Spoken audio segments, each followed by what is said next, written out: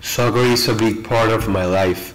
Like any other teenage boy in Barranquilla, I dedicate a lot of my free time to playing the sport I play in school, at the club, and also in public fields where tournaments are less serious. Since I was little, it was normal for me to play soccer with my school friends, which are basically the same friends I have at the club. We have grown up playing football and we all feel that same feeling that is every time I hear a ball bounce and smell the strong herbal scent of the recently cut grass, that's when I feel in heaven. As I became a teenager, I became obsessed with soccer and I don't only play but also watch all the famous leagues of the world on TV. Anyways, about a year ago I decided to organize a tournament to play with my friends and invite other people that might make up good teams. I chose a public field that is near my house called La Masia. It's about 3 blocks from my house and it seemed close to everybody else's. It's the kind of place where the field is rented for an hour and any kind of person from any part of the city that has the money to pay the fee could enter. What I also like about that field is that while you play, there are trees making you feel a fresh breeze going against your face that makes one forget the extremely hot temperature of Barranquilla. I also loved about the Masia that after every game I would buy a chuzo they sell next to the field.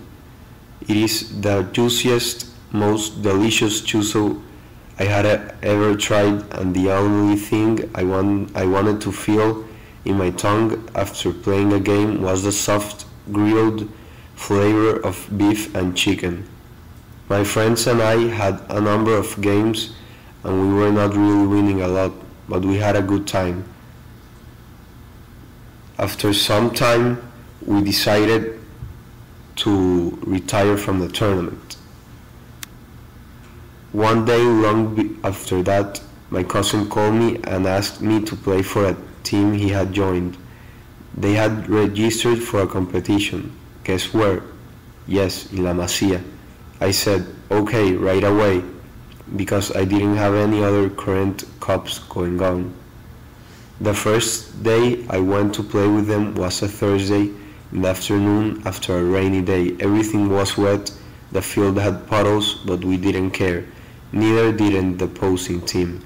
As I played in the game, I felt good, but I noticed there were too many infractions being committed by the other team. I also noticed a certain tension in the air. Maybe because we didn't know them, maybe because we didn't like them. They were teenage boys just like us, but they were different.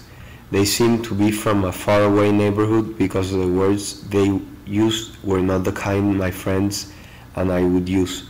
It's not that I'm saying we are very kind and polite.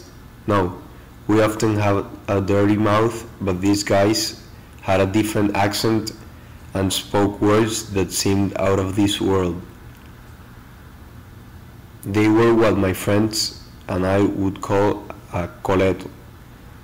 Even though there's good and bad people in every neighborhood, coletos have the fame of being rude, violent, and daring.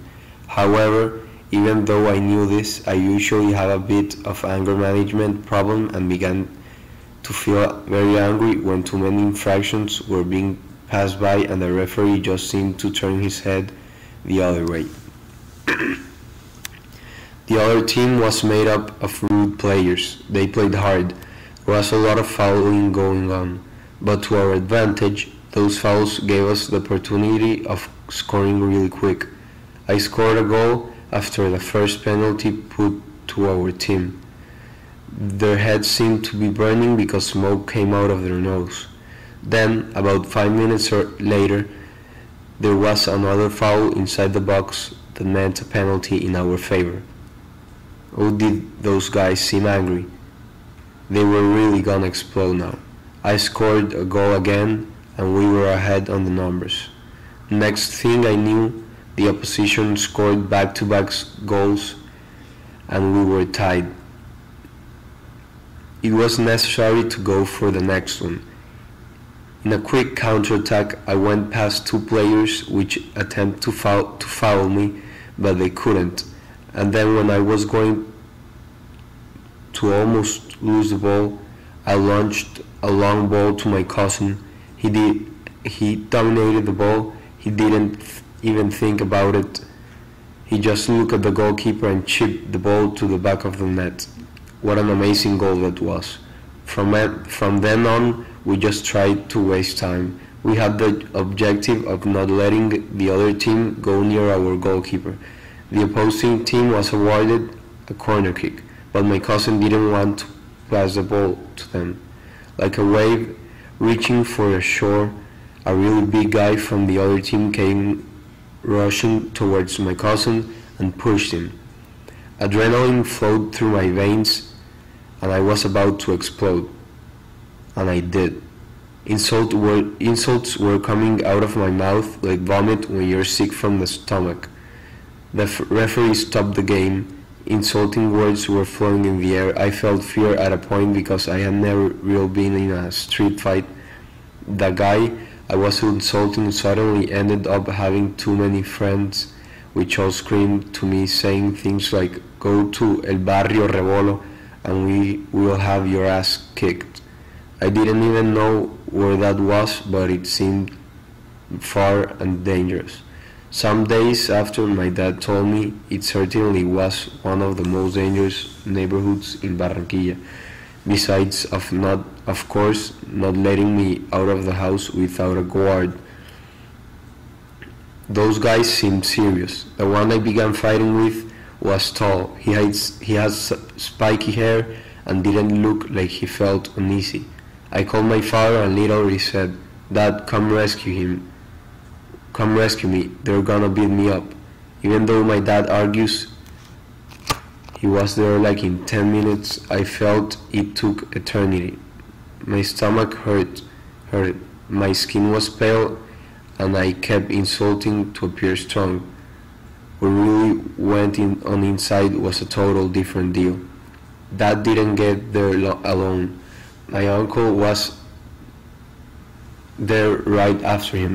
Apparently my cousin had also called his father and I wasn't the only one scared after all. There was such tension in the air that all I wanted to do was disappear from that place. My father began taking pictures of the guys with his cell phone and they got really angry. They screamed things like, "Who do you think you are? You feel safe because you're in your territory now. Come to our side and see what some beating is." We just got in the car and drove off. My heart was pounding hard, but as usual I just laughed about things to feel better. I thought going home was the best thing that could happen to me at that moment. My dad had other plans. He said, "We're going to press charges right now." I didn't believe what I was hearing, but it was the right thing to do. Even though I know insults began on my side, I shouldn't have unleashed my anger. Those guys threatened us. It seemed real. They seemed serious, and in the bottom of my heart, I feared ever going back to La Masia. A year after, I can say I've been back there like 3 times in the last few months. I never saw those guys again. But one thing that never left my mind from that day on is you never know who you meet out there.